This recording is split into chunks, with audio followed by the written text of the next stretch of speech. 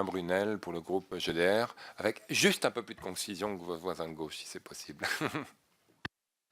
Oui, merci Madame la Présidente, merci pour votre témoignage et votre travail. Le rapport de votre commission a mis en lumière des interrogations, des inquiétudes, des réticences déjà soulevées depuis de nombreuses années par les ONG ou des politiques.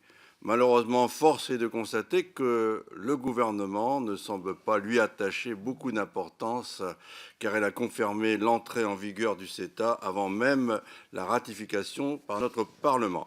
J'aimerais revenir sur un point qui inquiète beaucoup de démocrates attachés à notre souveraineté, celui de la mise en place, on vient d'en parler, d'un tribunal arbitral permanent qui va imposer la loi des lobbies à notre droit.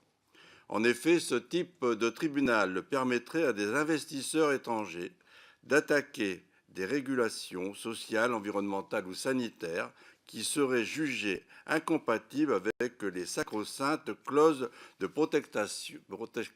protection des investisseurs. Cette juridiction d'exception existe déjà dans de nombreux traités internationaux. Selon les Nations Unies, 770 plaintes ont déjà été recensées et près de 60% des cas connus ont conduit à une compensation par l'État attaqué et donc par le contribuable. 80% des multinationales états-uniennes actives en Europe disposent de filiales au Canada et pourraient donc s'organiser pour pouvoir bénéficier de ce dispositif mis en place par le CETA. Demain, les investisseurs pourront menacer notre pays de poursuites si des mesures vont à l'encontre de leurs intérêts. Des compensations pourraient alors être demandées si nous souhaitons par exemple renforcer les règles contre les perturbateurs endocriniens ou dénoncer le traitement de faveur de certains paradis fiscaux européens à l'égard des grandes multinationales.